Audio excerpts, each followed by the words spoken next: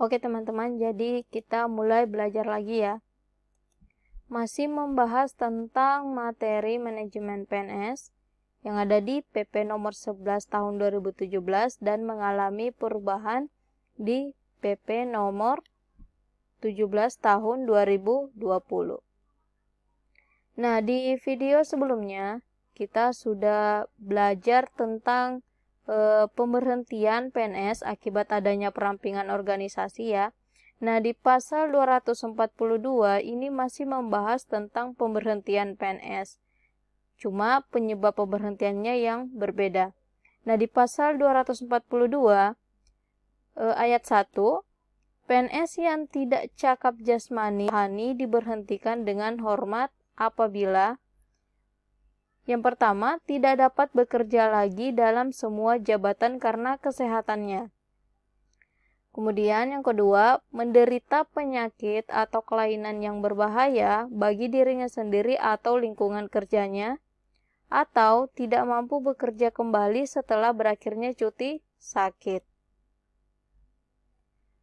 Ketentuan mengenai tidak cakap jasmani dan atau rohani itu berdasarkan hasil pemeriksaan tim penguji kesehatan. Jadi kapan PNS itu dikatakan tidak cakap jasmani dan atau rohani itu didasarkan pada hasil pemeriksaan dari tim penguji kesehatan. Nah, tim penguji kesehatan ini dibentuk oleh menteri yang menyelenggarakan urusan pemerintahan di bidang kesehatan.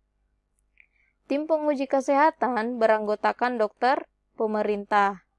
PNS yang diberhentikan dengan hormat mendapat hak kepegawaian sesuai dengan ketentuan peraturan perundang-undangan. Pasal 243. PNS yang meninggal dunia atau tewas diberhentikan dengan hormat sebagai PNS dengan mendapat hak kepegawaian sesuai dengan ketentuan peraturan perundang-undangan. PNS dinyatakan meninggal dunia apabila meninggalnya tidak dalam dan karena menjalankan tugas. Yang kedua, meninggalnya sedang menjalani masa uang tunggu. Masa uang tunggu ini seperti yang sudah saya jelaskan di video sebelumnya. Jadi PNS yang tidak dapat disalurkan ke instansi lain ya akibat adanya perampingan organisasi, nah itu akan diberikan masa uang tunggu. Nah, yang ketiga, meninggalnya pada waktu menjalani cuti di luar tanggungan negara. Ayat 3, PNS dinyatakan tewas apabila meninggal dalam dan karena menjalankan tugas dan kewajibannya dalam keadaan lain yang ada hubungannya dengan dinas, sehingga kematian itu disamakan dengan keadaan dalam huruf A. Langsung diakibatkan oleh luka atau cacat rohani atau jasmani yang didapat dalam dan karena menjalankan tugas kewajibannya atau keadaan lain yang ada hubungannya dengan kedinasan, dan atau karena perbuatan anasir yang tidak bertanggung jawab atau sebagai akibat tindakan anasir itu. Jadi yang perlu teman-teman pahami di sini bahwa PNS itu ada yang dikatakan meninggal dunia, ada yang dikatakan tewas. Jadi ada dua ya. Nah, kapan PNS itu dikatakan meninggal dunia?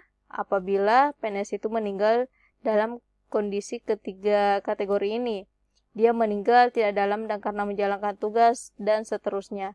Intinya, PNS itu dinyatakan meninggal dunia apabila dia itu meninggal tidak dalam masa bertugas. Jadi dia tidak dalam kondisi bertugas, dia tidak dalam kondisi sedang dinas. Nah, itu PNS-nya dikatakan meninggal dunia. Apabila PNS tersebut meninggal dalam keadaan dia sedang dinas atau sedang bertugas ya sebagai PNS, maka PNS itu dinyatakan tewas ya, dinyatakan tewas. Jadi itu yang perlu teman-teman pahami ya, bahwa PNS itu ada yang dikatakan meninggal dunia dan ada yang dikatakan tewas. Oke, kita lanjut ya. Apabila PNS PNS yang meninggal dunia ini atau tewas telah berkeluarga. Nah, kepada janda atau dudanya, jadi kepada istri atau suaminya atau anaknya diberikan hak kepegawaian sesuai dengan ketentuan peraturan perundang-undangan. Apabila PNS yang meninggal dunia atau tewas itu tidak berkeluarga, maka kepada orang tuanya diberikan hak kepegawaian sesuai dengan ketentuan peraturan perundang-undangan. Pasal 244, seorang PNS dinyatakan hilang di luar kemampuan dan kemauan PNS yang bersangkutan apabila tidak diketahui keberadaannya dan tidak diketahui dia itu masih hidup atau telah meninggal dunia. PNS yang hilang dianggap telah meninggal dunia dan dapat diberhentikan dengan hormat sebagai PNS ya apabila pada akhir bulan ke-12 dia itu belum ditemukan. Ya, belum ditemukan. Nah, jadi PNS yang hilang dianggap telah meninggal dunia dan dapat diberhentikan dengan hormat sebagai PNS pada akhir bulan ke-12 ya, pada akhir bulan ke-12 sejak dinyatakan dia hilang. Jadi ketika dia sudah dinyatakan hilang, nah nanti pada akhir bulan ke-12-nya ya, jadi sudah 12 bulan dia hilang, maka PNS itu dianggap meninggal dunia dan dapat diberhentikan dengan hormat sebagai PNS. Nah, pernyataan hilang dibuat oleh PPK atau pejabat lain yang ditunjuk berdasarkan surat keterangan atau berita acara pemeriksaan dari pihak kepolisian Negara Republik Indonesia. Janda atau duda ini sambungan dari pasal tadi ya. Janda atau duda atau anak PNS tersebut diberikan hak kepegawaian sesuai dengan ketentuan peraturan perundang-undangan. Lanjut pasal 245. Dalam hal PNS yang hilang ditemukan kembali, jadi PNS tersebut ditemukan kembali dan masih hidup, dapat diangkat kembali sebagai PNS sepanjang yang bersangkutan belum mencapai batas usia pensiun. Pengangkatan kembali sebagai PNS dilakukan setelah PNS yang bersangkutan diperiksa oleh PPK dan pihak kepolisian. Dalam hal berdasarkan hasil pemeriksaan, jadi berdasarkan hasil pemeriksaan dari PPK dan pihak kepolisian itu, jika terbukti hilang karena kemauan dan kemampuan yang bersangkutan, PNS yang bersangkutan tersebut dijatuhi hukuman disiplin sesuai dengan ketentuan peraturan perundang-undangan. Jadi PNS tersebut itu hilang karena dia memang pengen hilang ya. Jadi PNS tersebut hilang karena disengaja ya. Nah, PNS yang hilang karena memang atas dasar kesengajaan, nah itu nanti PNS-nya akan dijatuhi hukuman disiplin sesuai dengan ketentuan peraturan perundang-undangan.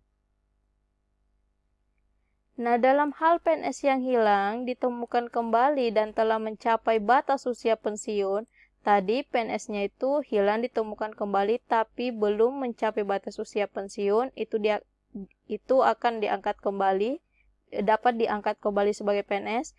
Nah, jika PNS yang hilang itu ditemukan kembali dan telah mencapai batas usia pensiun, PNS yang bersangkutan diberhentikan dengan hormat dan diberikan hak kepegawaiannya.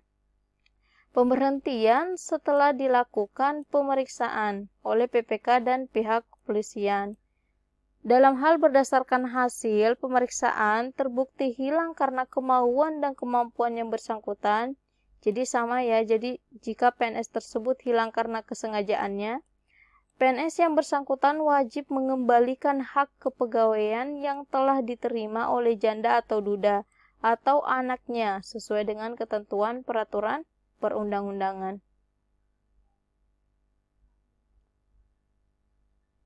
PNS yang dapat diberhentikan dengan hormat atau tidak diberhentikan karena dihukum penjara. Berdasarkan putusan, ini udah beda lagi ya. Jadi pasal 247 ini udah beda lagi.